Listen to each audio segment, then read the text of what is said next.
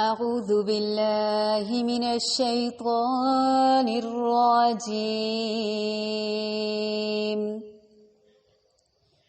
يا أيها الذين آمنوا عليكم أنفسكم لا يضركم من ضل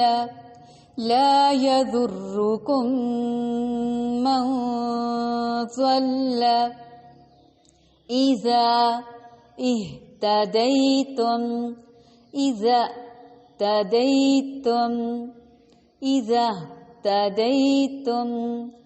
إلى الله مرجعكم جميعا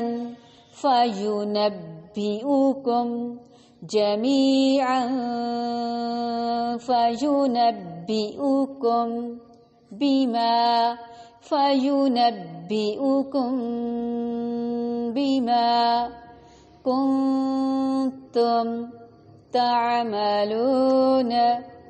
يا أيها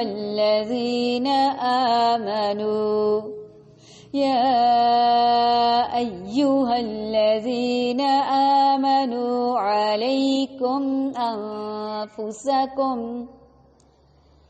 لا يضركم من ضل إذا اهتديتم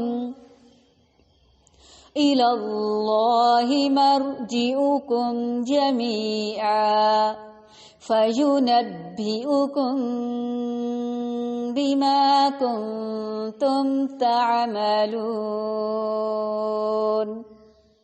یا ایھا الذین آمنو، اے لوگو جو ایمان لائے ہو، علیکم اوپر تمہارے، ذمے تمہارے، انفسکم تمہارے اپنے نفس ہیں، تمہاری جانیں ہیں، لا نہیں، یضرکم ضرر پہنچائے گی تم کو، نقصان دے گی تم کو، من جو کوئی، ضل بھٹک گیا، راہ بھول گیا، گمراہ ہو گیا، اذا اہتدیتم ہو جائے جب راہ پہ، جب تم راہ پالو، الی اللہ طرف اللہ تعالی کی ہی، مرجعکم لوٹنا ہے تمہارا، رجوع کرنا ہے تمہارا، جمیعاً سب کے سب، فَيُنَبِّئُكُمْ پس وہ خبر دے گا تم کو، بما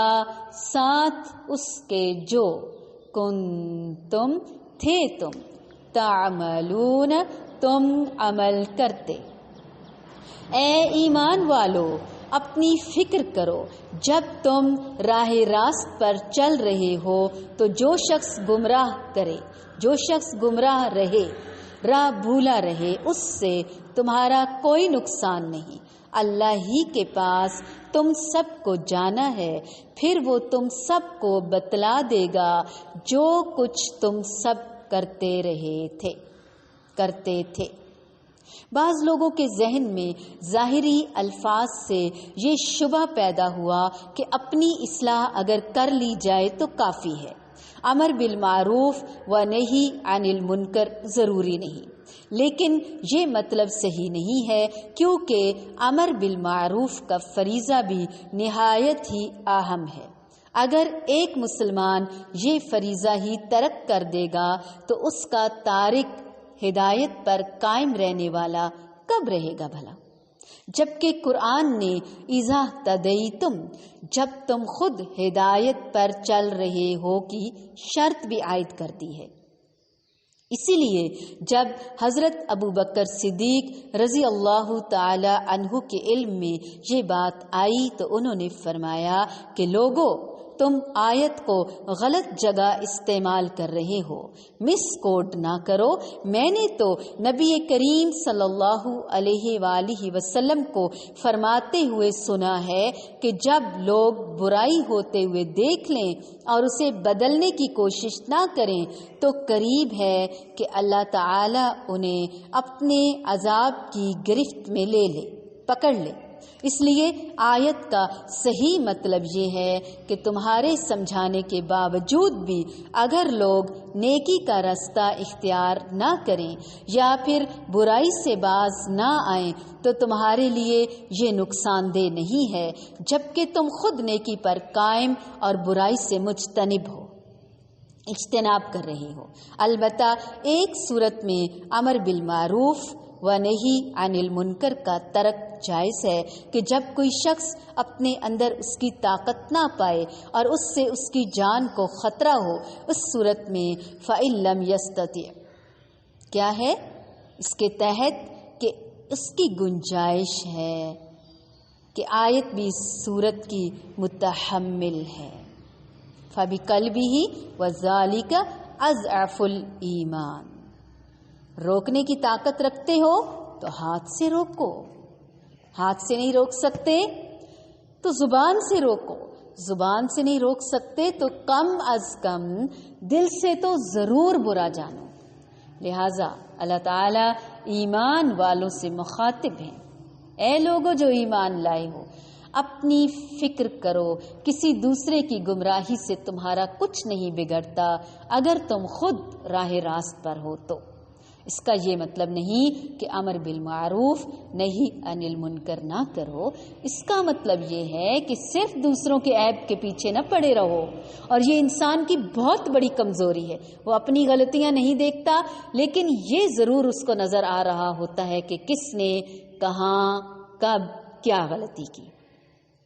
انسان یہ ضرور دیکھتا ہے کہ کس نے میرا حق نہیں دیا، مجھے عزت نہیں دی، لیکن وہ یہ بھول جاتا ہے کہ وہ خود کس کو کتنی عزت دے رہا ہے، جو کہ واقعی عزت کا مستحق ہے، اور وہ کس کا حق مار رہا ہے۔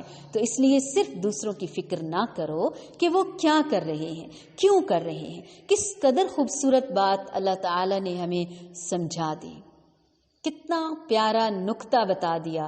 دراصل یہ کی پوائنٹ ہے، یہیں سے تو ہمارے مسائل الجھ جاتے ہیں، گڑبڑ شروع ہو جاتی ہے۔ محض دوسروں کے عیب تلاش نہ کرو، عیب جوئی نہ کرو، صرف ان کے غم میں نہ رہو کہ وہ ٹھیک نہیں ہیں۔ ہمارا عمومی رویہ کیا ہے؟ دنیا بھر کی سیاست سے لے کر ملک کی اور ایک لیڈر کے پیچھے باتیں کرنے تک اپنے آپ کو ارسطو اور افلاطون ثابت کرتے ہیں کہ ہم سے بڑھ کر شاید ہی کوئی فلسفی ہو جو کہ ہر چیز کو اینالائز کر سکتا ہو۔ بڑے بڑے تبصرے کرتے ہیں لیکن اپنے عیبوں کی کوئی فکر نہیں ہوتی، اپنے گریبان میں کبھی بھی نہیں جھانکا ہوتا کہ ہم سے بڑھ کر شاید ہی کوئی فلسفی ہو جو کہ بیان کرے اور ہم سے بڑھ کر کوئی نیک نہیں ہے۔ سارے کے سارے ریلیجس گروپس کو لے لیں، ریلیجس پرسنالٹیز تک کے اوپر باتیں کر کر کے ہلکان ہو رہے ہیں، اور خود نماز بھی نہیں پڑھتے، بغیر نماز کے سو رہے ہیں، اپنی ذرا بھی فکر نہیں ہے۔ ہمیں دوسروں کے بھٹکنے کی فکر اور غم کھائے جا رہا ہے۔ کیا ہو گیا ہے ہمیں؟ ہماری عقل گھاس چرنے گئی ہے۔ لا یضرکم من ضل اذا تدیتم، اپنی فکر کرو، اگر تم ٹھیک ہو تو یہ نہ سوچو کہ کون کون ٹھیک نہیں، ان کو بھی اللہ ہدایت دے گا جس نے تمہیں دی ہے۔ ہاں، ان کی ہدایت کی دعا کرو، ان کی اصلاح کے لیے کوشش کرو، طریقے کرو، اور اپنی ہدایت کی سب سے پہلے دعا کرو، اللہم اہدنی فی من ہدیت۔ اللہ نے اپنی ہدایت کی دعائیں سکھائی ہیں، دوسروں کے لیے نہیں۔ وہ اپنی ہدایت کے لیے دعا خود مانگیں گے تو قبول ہوگی۔ اہدنا الصراط المستقیم، خیر خواہی کرو حکمت کے ساتھ، اچھے طریقے سے ان کو اچھائی کی طرف بلاؤ، لیکن زیادہ فکر کس کی کرو؟ اپنی، کہ میں کس رستے پر ہوں۔ جب یہ کہا جاتا ہے کہ دوسروں کے ساتھ اچھی باتیں شیئر کریں اور ان کو تبلیغ کریں، ان کو نصیحت کریں، تو ان سب کاموں سے پہلے اپنا جائزہ لینا ہوگا۔ کیا میں یہ خود سب کچھ کر رہی ہوں؟ اگر میں خود ہی نہیں کر رہی تو دوسروں کو بھلا بتانے کا مجھے کیا حق ہے؟ میں کس منہ سے بتاؤں گی دوسروں کو نصیحت اور خود میاں فصیحت؟ اللہ تعالی ہمیں بہترین عمل کی توفیق عطا فرمائے۔ يا أيها الذين آمنوا عليكم أنفسكم لا يضركم من ضل إذا اهتديتم إلى الله مرجعكم جميعا فينبئكم بما كنتم تعملون.